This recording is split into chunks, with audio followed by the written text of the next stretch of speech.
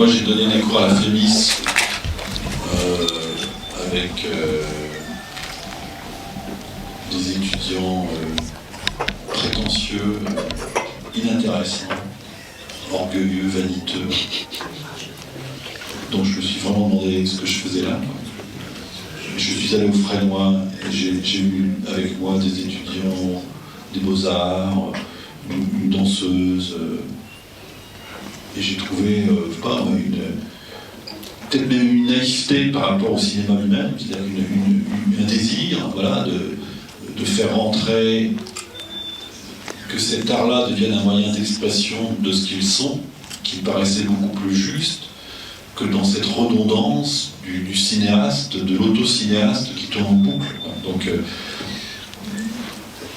voilà, donc c'est pour ça que moi j'ai pas fait d'école de cinéma, moi je me suis fait jeter de l'IDEC, j'ai fait de la philosophie, et donc je suis venu de la philosophie au cinéma, et je pense que le cinéma il est plus fort, il vaut mieux venir de l'extérieur, je pense que et quand j'ai vu, quand j'étais à la Caméra d'Or, à Steve McQueen, c'est justement, c'est un plasticien, il a une mise en scène très originale, et tout devient original, quoi. Donc c'est ça qu'on veut au cinéma, c'est pas des mecs qui sont obsédés par Brian De Palma ou par Scorsese et qui font la même chose, et qui seront jamais capables de le faire. Donc il vaut mieux des gens beaucoup plus modestes, qui ont une histoire différente, donc qui sont formés à l'art, mais qu'importe, que ce soit l'architecture ou ce que vous voulez, je pense qu'il vaut mieux venir d'ailleurs, et le cinéma est un art qui est très ouvert en fait. Je ne peux pas dire qu'il y a une naïveté, mais à la limite, c'est pas très compliqué de faire un film en fait. Enfin, c'est un peu faux ce que je dis, mais pas très compliqué, c'est-à-dire c'est compliqué, mais une mise en scène, c'est metteur en scène, c'est être visionnaire. Je crois qu'il y a plein de les gens de la FEMI, c'est pas des visionnaires, c'est des mecs. Non, c'est pas des visionnaires. Alors. Et le plasticien, il a quelque chose, il a des vues. Voilà. Et ces vues, elles peuvent se traduire cinématographiquement. En fait. Donc, moi, j'ai beaucoup aimé. Moi, j'ai accompagné 2-3 étudiants en suivant leur court-métrage. Et c'était passionnant parce que ils ne savent pas ce que c'est qu'un découpage, du coup ils sont très contents de l'apprendre, donc ils sont ouverts, alors que là, vous dites ça, on a fait ils baillent déjà, c'est tout. Donc c'est bien d'aborder un art avec une certaine fragilité et une certaine désir d'apprendre, quoi. Donc le cinéma s'enrichit de ça. Moi, quand je dis ça, c'est l'expérience que j'ai eue. Vous avez aussi l'occasion de présenter une installation. Ouais, j'ai fait une installation, mais bon, qui était un peu. Qui n'était pas terrible. Sinon, pour revenir donc, sur votre parcours, comment vous êtes passé de ce travail sur le film institutionnel, et c'est vrai que c'est assez intéressant. Ce qui était bien, justement, c'est le fait de faire des films de commande, donc de filmer des choses qui n'avaient aucun intérêt. C'est-à-dire, moi j'ai filmé des chaînes de production, de fabrication de cabines de tracteurs, j'ai filmé la chaîne de production de la fabrication du chocolat. Donc quand le chocolat rejoint le caramel, tout ça, des choses comme ça. Ben, c'est très bien, parce que finalement, je pense que j'ai beaucoup plus appris à filmer l'austérité de ça, c'est-à-dire justement de ne pas tomber dans le travers narcissique de filmer mon sang, mais de filmer simplement ce qui est devant moi. Et le faisant, j'ai appris à cadrer, j'ai appris à monter, j'ai appris à faire des plans, j'ai appris le montage, le mixage, et donc j'étais confronté à des problèmes.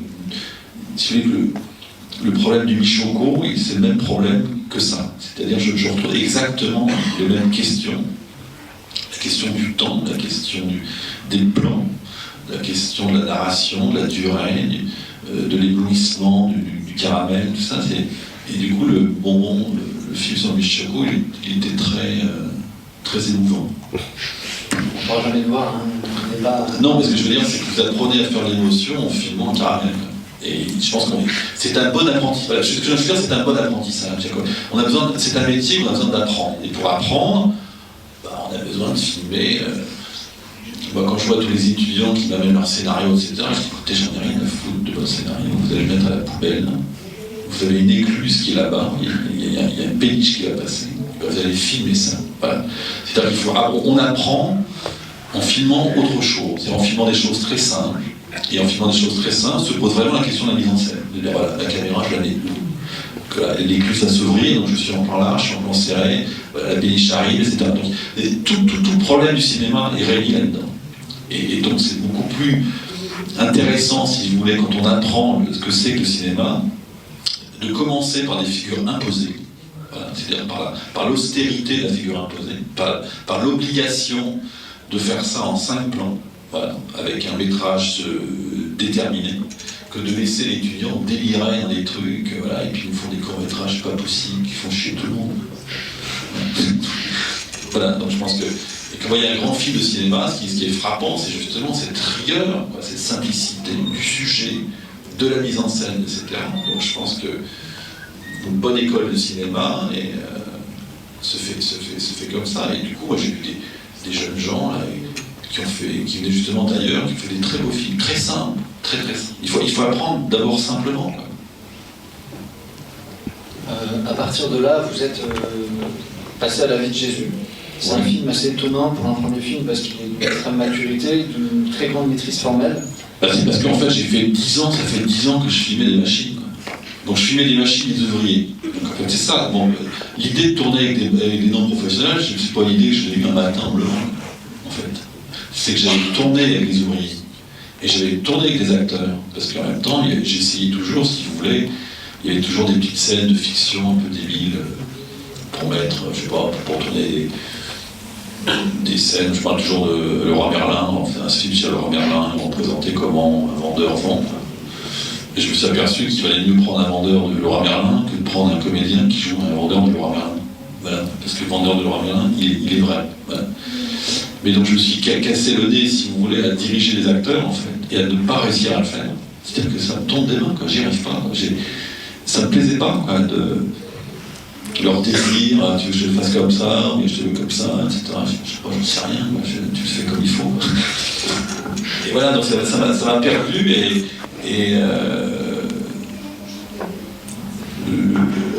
la bonne personne à la bonne fonction, c'est, je sais pas, ou bien c'est rassurant, quoi. Et donc quand j'ai tourné La vie de Jésus, j'avais tellement tourné d'ouvriers, si vous voulez, donc je tournais les mains, j'étais sur des machines, sur des fraiseuses et machin, et je tournais, et voilà, puis les mecs, ils avaient de la gueule, quoi. Ils étaient dociles, c'est-à-dire qu'ils se prêtaient quand même, parce que nous on coupe, on arrête, on a dit, il y a des lumières coupées, etc. Et le mec, il le fait, quoi. Et puis il le fait avec une espèce de conviction et de force, c'était très très impressionnant, en fait. Et voilà, et je pense que c'est ça qui m'a impressionné. Et quand j'ai fait La vie de Jésus, je me dis, mais moi j'ai envie de tourner avec des vrais gens, quoi. En même temps, je ne savais rien, je veux dire, j'ai pris un risque terrible, mais le producteur me dit, mais non, c'est peut-être mieux de prendre des acteurs, tu verras, c'est plus rassurant, etc. Et en fait, non, et depuis, bah, si vous voulez, c'est flippant, hein, d'être en professionnel, parce que le type, en fait, mais ce flic-là que vous avez, il génère un truc extraordinaire, quoi. Et que vous ne pouvez pas avoir ailleurs. Mais c'est très inquiétant, en fait. Moi, quand j'ai commencé avec David Douche, il était très mauvais d'abord, il est vraiment épouvantable, quoi. Épouvantable. Il ne voulait pas, tout ça m'a emmerdé. Puis j'ai appris à le regarder, j'ai appris à lui parler. Ouais, c'est un truc, c'est comme des animaux sauvages, il faut apprendre à les dresser, quoi. Et La vie de Jésus est située dans votre commune natale, si je ne me trompe pas. Donc il y avait un côté comme ça aussi, en même temps personnel, sans que ça soit un sujet autobiographique, ou c'était lié aussi à votre expérience d'enseignant. Vous avez peut-être une connaissance de jeunes qui sont... Voilà, j'étais encore enseignant, donc j'enseignais dans des BTS, et puis j'avais un étudiant que j'aimais bien, et que je trouvais très, très sympa, et qui était raciste, bien profond. Et j'étais très troublé par cette coïncidence des deux. J'ai dit, comment ce mec-là peut être sympathique par certains côtés et tenir des propos aussi épouvantables. Et donc le personnage de La vie de Jésus est ça, c'est-à-dire de donner un premier rôle à un type qui est épouvantable, mais qui en même temps est sympa. Et donc cette ambiguïté-là, c'était le sujet. Voilà. Donc c'est comme ça que le sujet est venu. Une question un petit peu imbécile, mais le titre Est-ce que vous... Mais le titre, il vient, je pense qu'il vient. En même temps, j'étais philosophe, donc j'étais toujours obsédé par les. Si vous voulez, la vie de Jésus fait bien la synthèse des deux, à la fois avec un titre qui est encore prétentieux, si on veut, hein, je suis assez d'accord, mais philosophique, et une réalité tout son contraire, qui était la réalité dans laquelle j'étais, en fait. Vous voyez ce que je veux dire? Donc, ça coïncide avec les deux chemins que j'étais en train de faire et qui étaient finalement en train de se réunir, quoi. Donc il y a encore la mémoire du titre, qui est la mémoire des années de philo et que je faisais, et en même temps cette façon de tourner et cette réalité sociale, qui était la réalité sociale de Bailleul où j'étais, et la vie de Jésus, je l'ai écrit en ch'ti. Justement, j'ai écrit en ch'ti pour mettre dedans. Hein. Par rapport à l'écriture, est-ce que vos scénarios sont très originaux par rapport à la plupart des scénarios? C'est pas des scénarios. Donc c'est la plus originale, c'est que ça n'est pas. C'est que c'est des textes littéraires. Donc c'est quasiment un roman. Donc je suis incapable d'écrire un scénario. Un scénario, c'est ce qu'on remet à l'équipe technique pour le tournage, mais c'est pas possible d'écrire un scénario. Un scénario, c'est pas excitant, quoi. Vous avez besoin d'être excité par vos personnages, et la seule façon d'être excité par ces personnages, c'est de les mettre en mouvement, et pour les mettre en mouvement dans l'écriture, il n'y a que la littérature. Donc c'est la littérature, c'est la seule façon de rentrer dans la Devitch, par exemple, il fallait que le texte soit littéraire, sinon l'extérieur jour, elle marche dans le bois, c'est pas excitant. Et donc les scénarios sont écrits à l'imparfait, donc ils sont un peu comme des romans, et pourquoi le choix de l'imparfait? C'est toujours pas assez simple, en fait. C'est pas assez simple, hein? Ouais, plutôt, je sais pas, ça me vient comme ça, c'est que... Alors que c'est vrai que normalement, le standard qu'on va faire à la famille, si on peut le dire, le scénario c'est que du présent, etc. Et c'est vrai que c'est prenant un scénario écrit à placer côté. Enfin, un scénario et une histoire. Oui, mais d'abord, je n'ai pas été à la famille, donc je n'ai pas appris comment il fallait faire. Ouais. Je me suis pas posé la question, donc moi je connaissais à gauche l'image, à droite le son, choses comme ça, mais ça ne m'a jamais rien dit. Si, une fois que je découpe mon texte, j'arrive si vous voulez, à scinder les deux, mais quand vous concevez une histoire, l'image arrive beaucoup plus tard. Et comment vous faites ensuite donc, pour passer dans le circuit, en fait, pour vendre le scénario, dans le circuit de la production est-ce que vous faites une retranscription qui est faite ou est-ce que vous le donnez dans la vue? Non, là je suis obligé de le retranscrire. Je ne peux pas le donner comme ça, parce que justement, moi je suis à l'avance sur recette maintenant aujourd'hui, donc je vois que ce qu'on lit, c'est des scénarios, et c'est vraiment chiant à lire. C'est pas intéressant, et dès qu'il y a un texte un peu littéraire, moi je fais ça très très bien, mais je vois que tous les collègues qui sont là, ils tirent la tête en disant mais c'est pas un scénario, etc. Moi je comprends très bien que le texte soit totalement littéraire, je trouve que ça me paraît très bien, c'est un moment littéraire de toute façon, donc après... Non mais il y a des habitudes françaises qui sont très lourdes, hein, donc les gens veulent un scénario, donc voilà, on leur traduit ça en scénario. Et comment se passe du coup après le passage à la mise en scène, qui lui semble être très épuré et finalement assez peu verbal dans la plupart des films? C'est pas vrai que c'est pas verbal, c'est verbal. Bon, par exemple là la scène, vous la voyez au début du film, où elle est convoquée chez la mère supérieure, et puis elle dit bonjour. Et le bonjour, c'est la 20e prise. Dans toutes les prises, ils avaient plein de textes en fait. Et puis ils n'y arrivaient pas dans le pays, et donc ils ont fait une prise comme ça, donc elle passe à côté de lui, elle demandait qui il était, ce qu'il faisait, donc il expliquait qu'il travaillait sur les toits, etc. Et puis c'était lourd, Et ce bout de la 20e prise, je leur ai dit parce que vraiment ça va pas du tout. Dès qu'elle lui dit bonjour. Donc elle passe à côté, elle lui dit bonjour, mais son bonjour, il contient les 20 prises. C'est-à-dire qu'il est tellement beau, donc je pense qu'elle n'aurait pas fait. Mais si j'avais dit tout de suite, pourquoi vous n'avez pas dit ça tout de suite, on va plus dire ça. Mais vous ne pouvez pas dire ça. C'est-à-dire que vous n'avez même pas l'imagination de dire, tu vas dire bonjour. On essaie des choses et puis ça ne fonctionne pas, et on fait des prises, si vous voulez, moi ce que j'aime bien dans les prises, c'est que vraiment vous êtes en train de polir, vous retirez ça, puis après on retire ça, c'est en trop, puis ça on enlève, donc ça commence à prendre une forme, etc. Puis bon, toi tu parles plus, toi tu parles, puis bon, toi tu parles plus non plus, etc. Et voilà, et c'est une épure en fait, qui se fait au fur et à mesure des prises, et tout d'un coup il y a quelque chose qui va sortir totalement imprévu. Et ça, c'est plutôt, moi j'aime bien ça. Donc, de manière générale, vous préférez faire plus de prises ou est-ce qu'il n'y a pas de règles Ça dépend des scènes. Il y a des scènes pour elles qui sont faciles, des scènes qui sont difficiles. Quand elle marche dans un bois, on a dû faire 3 prises. C'est pas très difficile. Mais en même temps, on peut corriger.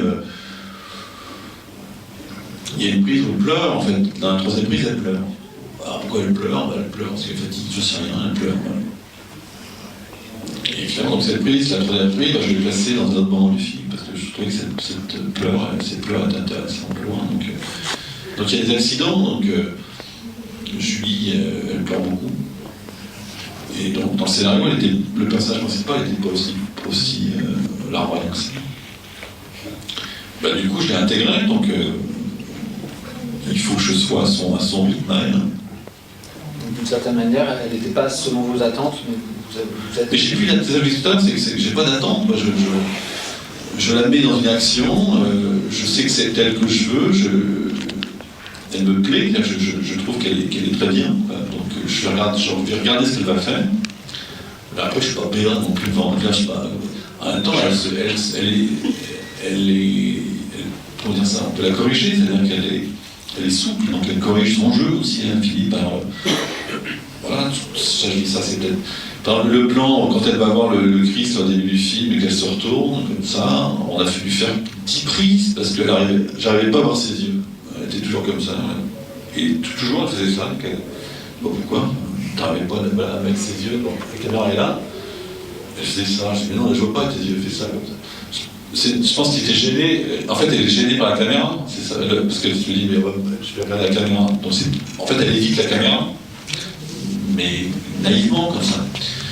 Donc, il lui faut au moins 10 prises pour monter son regard et accepter d'être comme ça, tout proche du calme. Hein. Et elle le fait, et c'est beau, c'est joli, mais en même temps, je comprends que ça passe un point. Là. Parce qu'elle sait tellement qu'elle ne doit pas regarder la caméra, donc regardez au bord de la caméra.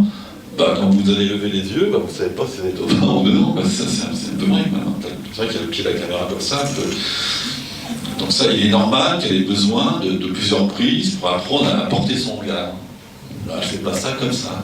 D'une certaine manière, la répétition devient une partie de la mise en scène, en fait. Mais la répétition est filmée, c'est-à-dire qu'il n'y a pas de répétition, en fait. C'est-à-dire que la répétition, ce sont des prises, en fait. Et j'entendais répétition plutôt dans l'idée de répéter le même geste ou la même... Oui, mais moi, pour moi, la répétition, ce sont des prises successives. Et toutes les prises successives constituent une répétition. Donc finalement, on prend des répétitions.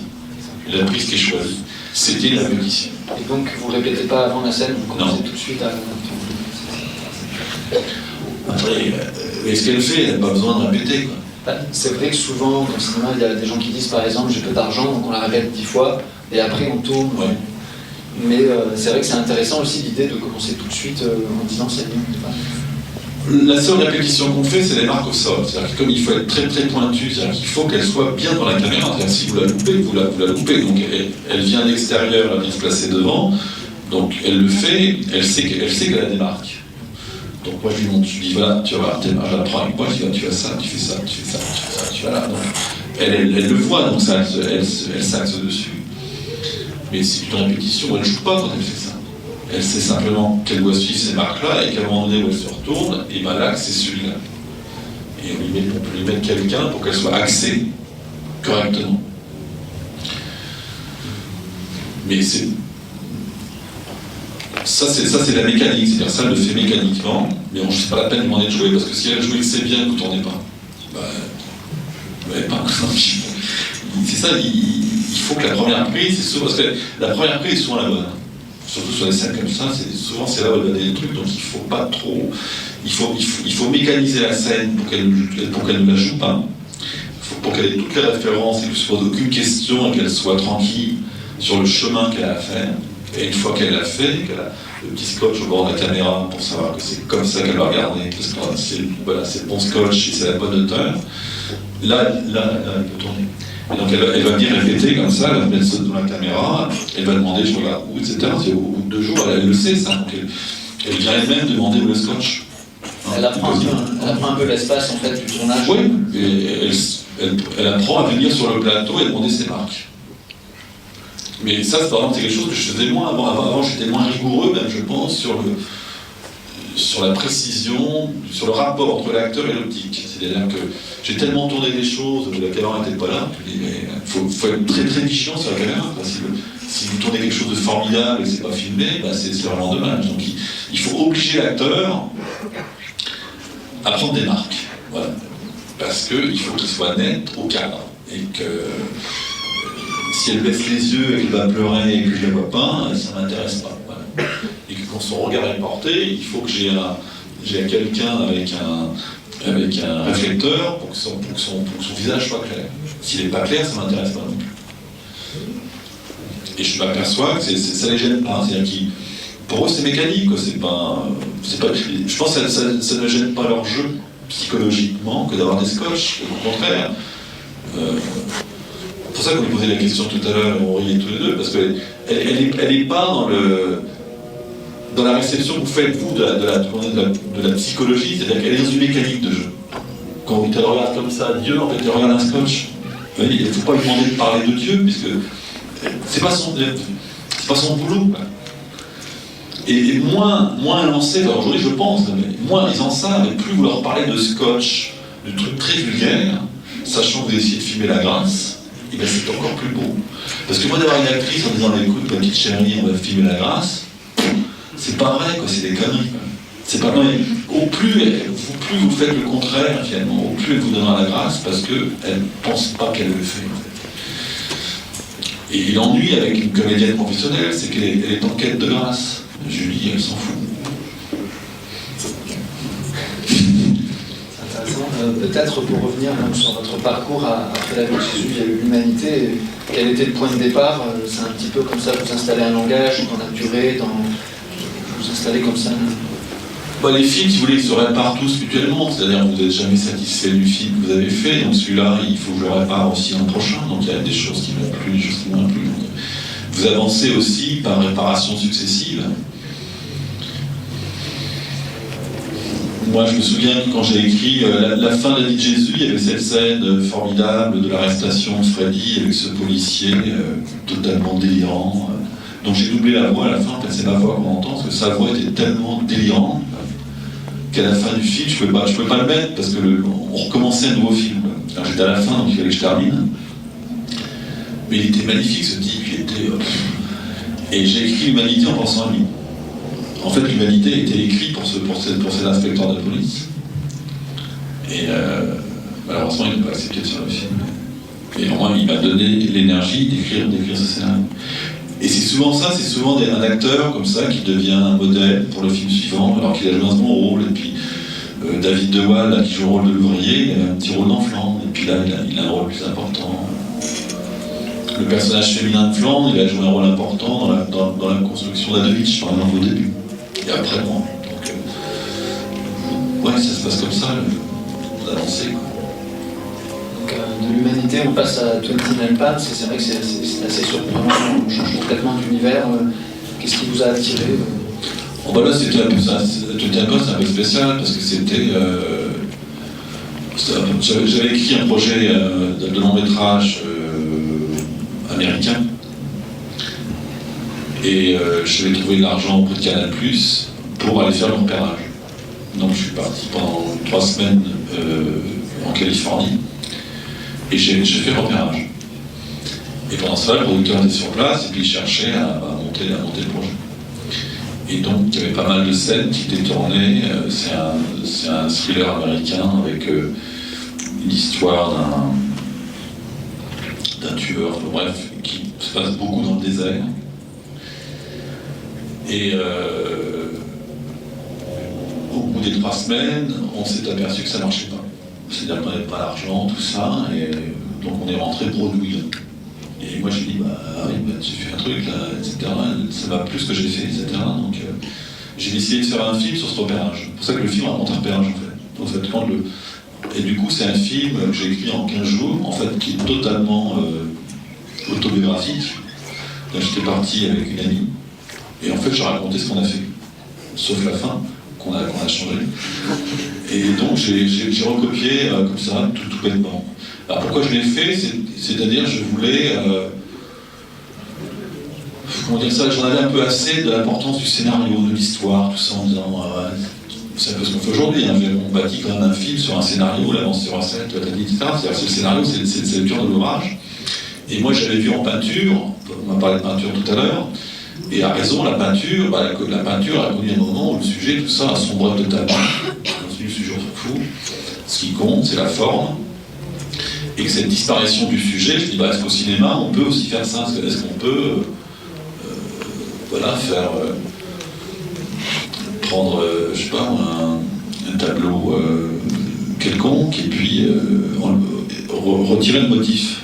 Et si vous retirez le motif, qu'est-ce qui reste? Donc j'ai écrit un petit motif. Le petit motif, c'est mon histoire, qui n'est peut-être pas très intéressante, avec des acteurs que j'ai pris en 15 jours. Je ne vais pas dire par-dessus la jambe, mais un peu.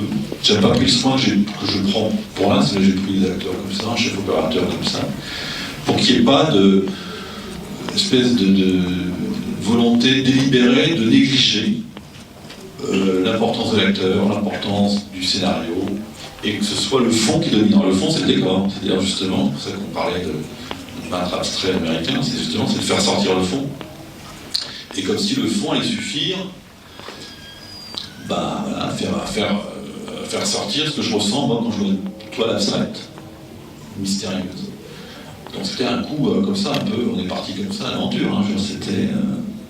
et le film s'est fait comme ça, avec... donc c'était très... Donc c'est deux acteurs professionnels, donc lui est acteur professionnel, elle aussi, donc je suis très mal entendu avec elle. Et du coup, il y avait une tension entre nous qui est dans le film, en fait. C'est-à-dire qu'il veut se tirer à la gueule du matin au soir, et donc, j'ai vu à quel point les relations humaines de ces deux acteurs étaient à filmer, c'est-à-dire qu'ils n'étaient pas disponibles à raconter mon histoire. Donc j'ai très vite renoncé à mon histoire, si vous voulez. Sauf que les actions sont les mêmes, mais c'est pas... C'est-à-dire que c'était eux qui vivaient mon histoire. Donc c'est-à-dire que je les ai posés, Katia Golubeva et l'acteur américain, dans les situations merveilleuses qui l'ont joué comme ils sont. C'est-à-dire que Katia Golubeva, elle est comme ça. C'est-à-dire qu'elle est... En même temps, j'ai choisi que c'était comme ça. Mais si vous lisez le scénario, finalement, ils refont exactement le scénario. C'est ça qui était troublant. C'est-à-dire que ce mélange et cet abandon n'est pas un abandon, finalement, puisque l'acteur, finalement, il vous redonne quelque chose qui avait été écrit. C'est assez curieux. Quand on dit diriger, moi je trouve qu'on dit diriger un acteur, mais c'est plutôt soi qu'on dirige. Parce que l'acteur, il fait ce qu'il peut. Il peut beaucoup, hein, c'est pas le problème, mais il faut apprendre à le vouloir, en fait. Et si vous le voulez, ça va. Emmanuel Chotet, par exemple, qui joue dans l'Humanité, moi il m'a dit question scène de sexe, pas question. Mais pourtant dans le scénario, il y en avait un. Il m'a dit moi non. J'ai accepté. Là je me suis dit moi ça m'intéresse. Donc ils ont une partie prenante, et si j'ai accepté, c'est que mes scènes ne tenaient pas la route. Enfin, j'imagine qu'ils n'ont pas accepté. Donc c'est aussi une façon de... Je sais pas, la présence de Julie, c'est pareil, sa présence, sa manière d'être devant le scénario, je vois sa tête qu'elle fait dans les scènes, donc je vois si elle accepte ou pas. Et c'est bien, ça me permet aussi pour moi d'éprouver, vous savez, ce que vous écrivez de temps en temps, est-ce que c'est bien, pas bien, etc. Allez savoir. La fin du film est assez percutante, et d'une certaine manière, est-ce qu'elle annonce la fin de 29 Palms? Est-ce qu'elle annonce d'une certaine manière la violence qu'il y a dans Flandre? Et notamment, je sais que dans Flandre, il y a une fin qui n'était pas la même dans le scénario, qui était aussi, je crois, violente. Ah oui, la fin de Flandre, il y avait un carnage. Et que j'ai monté, et je pensais que le carnage, il allait être déchirant d'amour. Mais c'était pas le cas. C'est-à-dire que je pensais que le fait qu'il tue tout le monde, à la fin, ça allait être un ressenti une expression de l'amour. Voilà. Moi, je pense que j'aurais dû couper la fin de 29 Palms, parce que je pense que 29 Palms est trop violent. C'est-à-dire que ça va trop loin. Donc, il y a une tension qui se fait, et c'est comme si à la fin je vais trop loin, du coup le spectateur il lâche un peu, parce qu'il est. Voilà. j'ai senti un peu dans la réception du film, je sais pas, comme si je vais trop loin. Donc voilà, pour ça il faut. Mais trop loin, on peut aller trop loin en tournant, je pense qu'il faut y aller. Hein, mais pourquoi j'ai pas coupé? Ça, j'en sais rien, j'ai pas coupé, mais j'aurais dû couper. Et donc j'étais un peu traumatisé, entre guillemets. Et donc justement sur Flandre, bon, j'y croyais pas trop. Quoi. Et donc en coupant, bah, j'arrivais dans la scène du hangar avec la scène d'amour. En fait, mais c'est ça que je voulais exprimer. C'est ce je t'aime qui dit, mais j'ai pas réussi à l'exprimer autrement. Donc je l'ai coupé là, parce que je savais qu'il était là. Mais quand j'ai écrit à Devich, la fin, vous voyez, c'est la vraie fin. En même temps, c'est vraiment ça que je voulais. C'est-à-dire, ce moment-là. Mais c'est vrai que pour ça, il est étonnant, Devich, par rapport aux autres. Mais c'est vrai que Tontin Impasse avait une fin très violente. Flandre, elle était coupée, donc le personnage rentrait et il tuait tout le monde. Et d'une certaine manière, à Devich, c'est comme s'il y a une réparation de film en film. C'est ce que je disais. Oui, je pense que les films se réparent. Moi, le prochain film, il va réparer Devich. Et pour la première fois, vous utilisez une musique comme ça, assez presque lyrique, à la fin. Ouais, c'était parce que sans, c'était trop sec, quoi. C'était parce qu'on est en même temps dans une ornementation religieuse, et la musique a une histoire dans la religion elle-même. Donc ça avait du sens, si vous voulez, de mettre de la musique religieuse par rapport à un thème qui était tout autant. Donc c'est une ornementation qui allait à l'efflorescence du sentiment d'Adevich. Donc c'était mettre des fleurs sur cette fleur. En fait. C'était la rosée pour qu'elle fleurisse, parce qu'il fallait bien qu'elle fleurisse à ce moment-là. Surtout en sortant de ça, il fallait la porter très haut pour la faire renaître et à la limite l'arroser. Donc la musique, elle l'arrose, pour la rendre belle. Et alors, est-ce que le prochain film il y aura un lien comme ça de réparation enfin de... Bah oui, c'est ce que je viens de vous dire. Non, le prochain, c'est ça? Bah oui, je voulais que les films se réparent, donc je réparerai sûrement quelque chose que j'ai pas réussi à faire. On peut en savoir plus, ou c'est peut-être déjà un peu trop demandé? Bon, je sais rien, mais je dis ça, c'est trop tôt. Je propose peut-être qu'on laisse la place aux questions. Est-ce que tu as une question? Donc c'est vrai que l'idée dans les questions, c'était qu'on essaye de poser des questions aussi d'être assez orienté sur le travail, sur l'aspect assez concret du travail. Juste à parler là dans le micro. Ça a été sur le travail, même si c'est un peu général la question. Quand je parle des étudiants en Lausanne, je me demandais si le médium, s'il n'est pas satisfait. C'est un peu particulier parce que c'est peut-être une évidence pour vous qui avez fait la vidéo, qui venait déjà de ce milieu. Nous, on l'utilise comme un médium. Est-ce que, avec ses possibilités et ses contraintes et limites, est-ce que ça nous satisfait dans ce que vous... Ah oui, totalement. Je trouve que justement, il est tellement complexe. Il fait appel à tellement de choses à l'intérieur d'un plan, vous avez tellement des choses qui relèvent d'autres arts en fait. Donc il synthétise énormément de choses qui le rendent très, très, très complexe et donc difficilement maniable, mais en même temps il a une puissance de feu extraordinaire. Vous voyez des choses extraordinaires. De temps en temps, je me surprends moi-même encore, si vous voulez, entre ce que je crois tourner, ce que je tourne effectivement, et quand je vois le rush, déjà je suis un peu de temps en temps étonné, et quand je vois les coupes que je peux faire, et les associations d'images entre elles, avec les contrepoints sonores que je peux faire, avec le... voilà, c'est fou, c'est puissant, ça a un ressort virtuel très très très fort. Et ça touche à tout ce que vous pouvez espérer, si tu voulez, sur le temps, l'espace, tout ça. C'est vraiment un art. Puis il y avait les acteurs, il n'y a pas que ça, il y a tellement d'éléments. Il y a l'optique qui est là aussi, il y a l'acteur, il y a le jeu de l'acteur, il y a la profondeur, il y a les axes, il y a l'auteur de la caméra, c'est compliqué.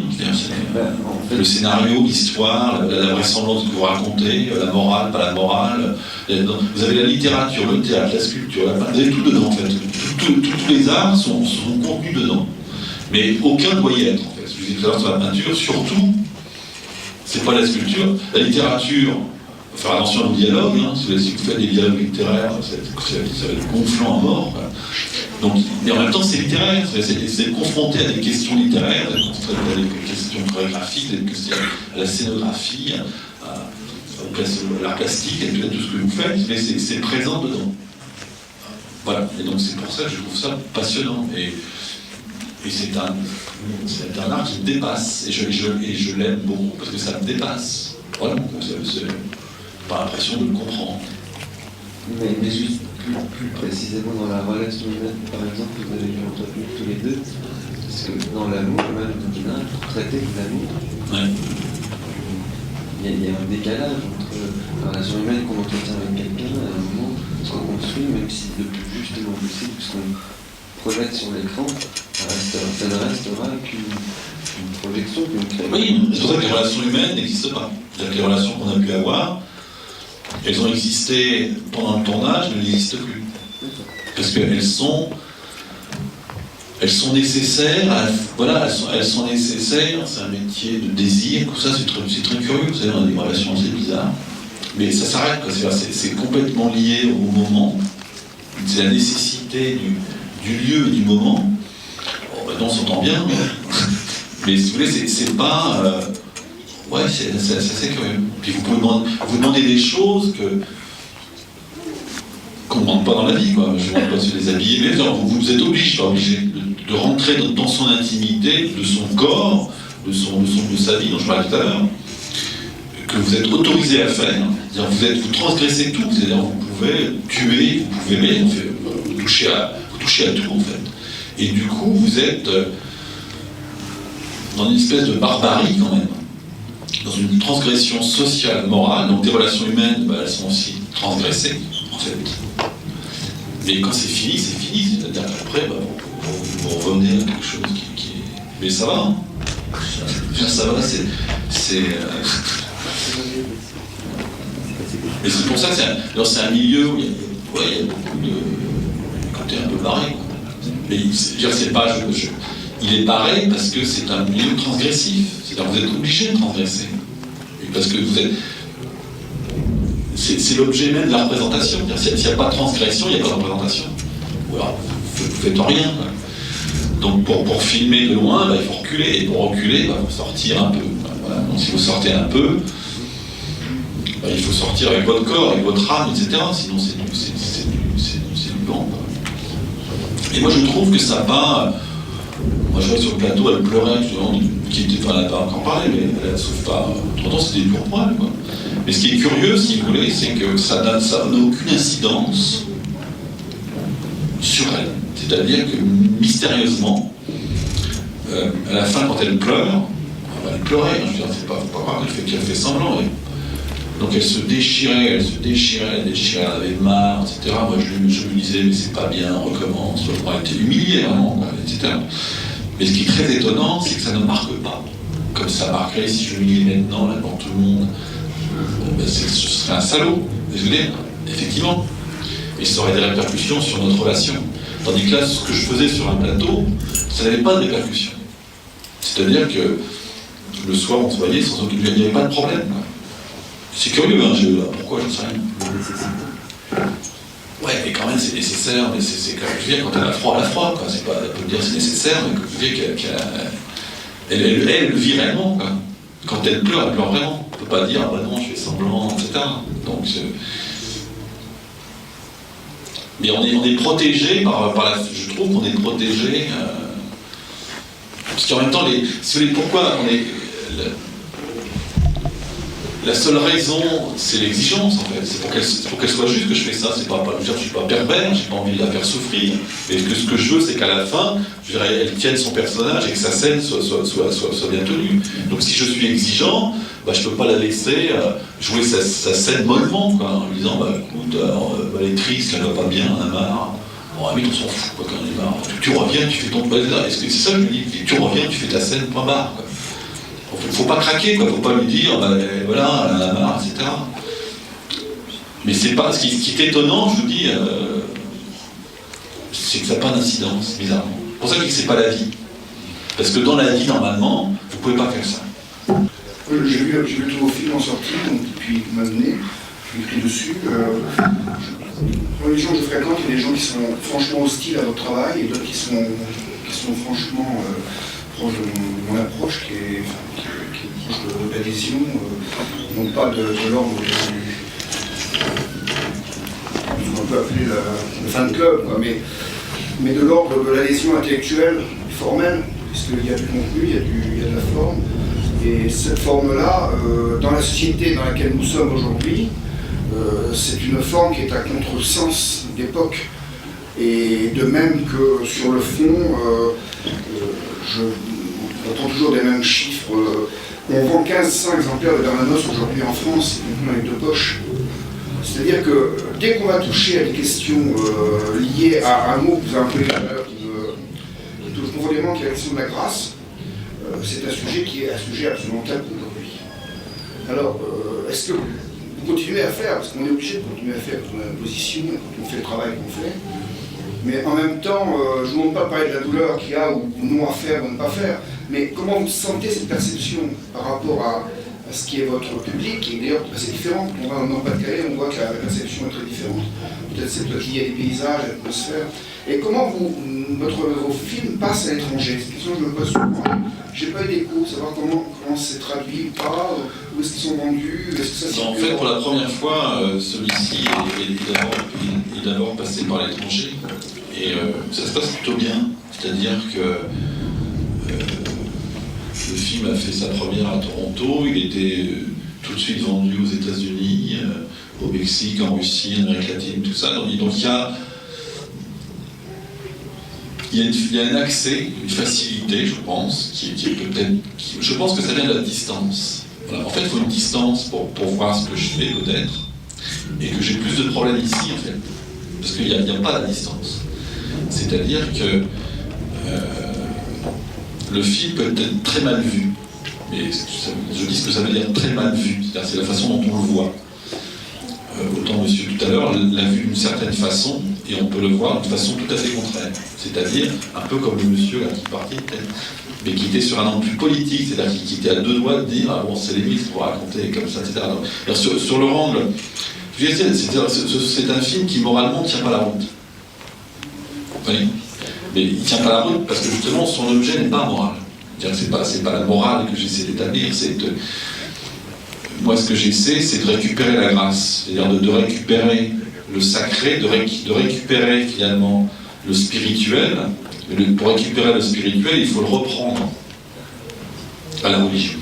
En fait c'est ça, et c'est ça Auschwitz, c'est-à-dire que Auschwitz, elle meurt à la religion finalement, elle meurt à la superstition pour récupérer la grâce et revivre à la fin du film qui revit finalement une espèce de sacré humain, un humanisme sacré, spirituel, mais profondément humaniste. Mais vous avez raison, c'est-à-dire qu'il y a aussi, chez certains spectateurs, une impossibilité de recevoir ça. C'est-à-dire qu'il y a une crispation, le spectateur, c'est quand même l'aboutissement du cinéma. Moi, mon aboutissement, c'est pas le film. Mon aboutissement, c'est vous. C'est-à-dire qu'il n'y a que vous qui puissiez faire rentrer dans la grâce le film. C'est ce qu'a dit le monsieur tout à l'heure. C'est lui qui dit la grâce. Vous voyez ce que je veux dire? Donc le film aboutit dans le corps du spectateur. C'est le spectateur, c'est l'enthousiasme du spectateur qui, pour moi, est la récompense finale. Parce que c'est lui la fin du film. Mon film s'articule à l'intérieur de vous. Si vous le refusez, il ne s'articule pas. Il est mort. Vous pouvez le condamner tout de suite et de dire que c'est la peste, et que j'en ai. Donc, si vous voulez, la difficulté, c'est que le film s'offre quasiment nu à l'intérieur des spectateurs. C'est-à-dire que moi, je vois que comment se fait-il que le film, c'est toujours le même film? Pourquoi il y a des gens qui détestent? Vous disiez, pourquoi il y a des gens qui aiment? C'est le film est le même. Pourquoi? C'est le bonhomme qui est différent. Donc c'est lui qui voit pas. Mais alors moi je peux me dire, mais s'il voit pas, c'est de ma faute. C'est que c'est pas bien mis.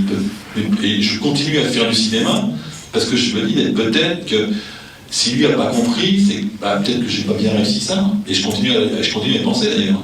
Moi je veux dire, moi j'espère faire mieux.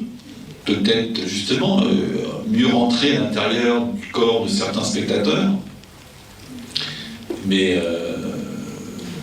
voilà, je sais pas, Mais en même temps, il y a une intransigeance que je garde, c'est-à-dire je ne vais pas baisser ma cape et je ne vais pas faire coucou, comme certains font, quoi. C'est-à-dire pour venir faire... Je pense qu'il y a une dignité aussi qui est la mienne, à faire ce que j'ai à faire, mais sachant que je vis le spectateur, je vis sa propre dignité, hein.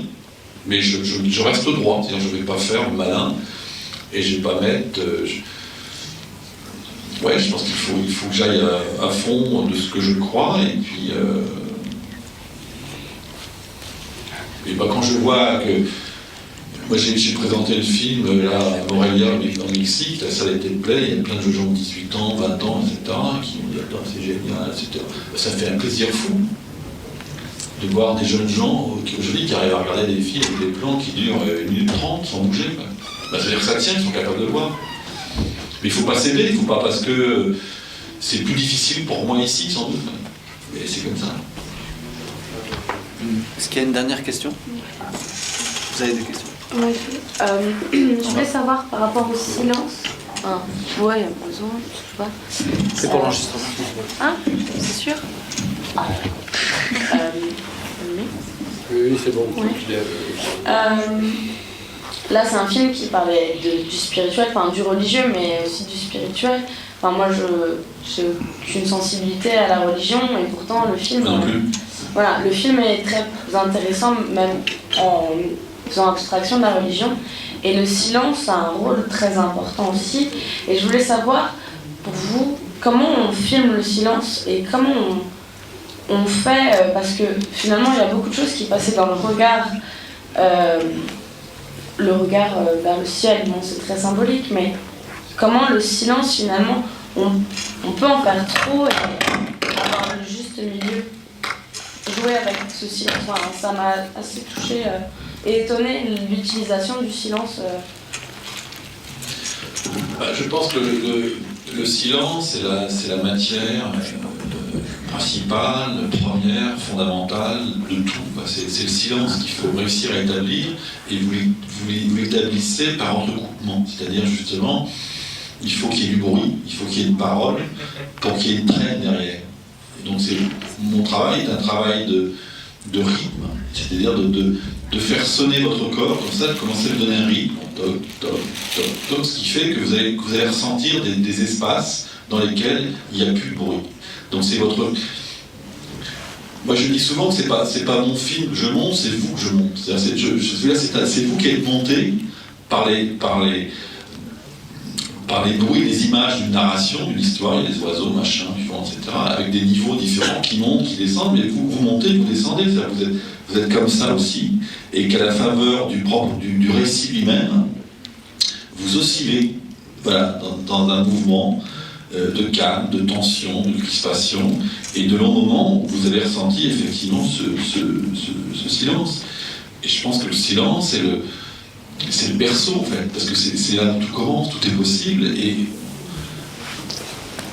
moi j'entends dans ce que vous dites, c'est que vous avez besoin du berceau, c'est-à-dire que vous avez besoin justement de réécouter le silence, parce que ce silence-là, on l'entend pas en fait, très peu dans la vie, parce qu'il ne nous est pas donné. Là, il est construit. Vous voyez, il est construit par la mise en scène, mais il peut être construit dans la musique. La musique fait exactement la même chose. Et notre travail de la mise en scène, c'est justement de constituer le corps d'un spectateur à travers une histoire, à travers un personnage, par rapport à sa voix à elle, parce qu'elle vous berce, ça. Et il y a aussi des moments où elle se tait. Mais quand elle se tait, vous entrez en silence. C'est vous qui entrez en silence. Et ça constitue pour vous, comme vous dites, un recueillement spirituel. Mais c'est ce que j'aime, quand vous parlez... Moi, le religieux, je m'en fous. Mais si vous voulez, il n'y a pas d'autre façon. Pour se débarrasser du religieux, il faut passer par le religieux. C'est ce que fait le film. On reprend le religieux, très bien. Dieu, pourquoi pas, on y va carrément, allons-y. Mais en reprenant Dieu, si vous voulez, on récupère la grâce. Vous avez la grâce, vous avez la possibilité de la sainteté. Mais en dehors de Dieu, moi je peux parler aujourd'hui de grâce et de sainteté, sachant que je ne suis pas croyant. Mais je peux employer les mots. Et je pense qu'on a besoin de la sainteté, en dehors de Dieu. Et que être amoureux, c'est être saint. En fait. Et la grâce, elle est dans l'amour. Et l'amour, c'est l'amour entre les êtres. C'est tout simplement que ça. Et que si vous aimez, vous êtes dans la grâce. Et pour comprendre ça, et ben peut-être qu'il faut faire le chemin. Donc le problème de la grâce, c'est un problème de regard. Vous voyez, c'est pas il y a des gens qui ont la grâce, c'est pas grâce, c'est à un moment donné où votre regard change. Et ben le cinéma, il peut changer le regard. Voilà, c'est que tout d'un coup, vous allez être dans un bois, vous allez marcher, et vous allez ressentir quelque chose, et c'est la grâce. Et pourtant vous avez déjà marché dans les bois, etc. Vous avez déjà fait ça. Et peut-être que, je vous souhaite qu'à un moment donné, dans cette marche, dans vos pas, tout ça, vous allez vous arrêter et vous allez sentir quelque chose d'autre. Et cet autre, c'est la grâce. Je crois que c'était une belle façon de conclure. Donc, un grand merci Bruno Dumont pour la générosité, un grand merci aussi à Julie Sokolowski, et, ainsi qu'au cinéma Le Caméo et à la distribution. Donc le film sortira en salle le 25 novembre et il va sortir ici, si vous avez des connaissances qui veulent le voir, ou il va sortir dans ce cinéma et à l'ancien aussi. Merci.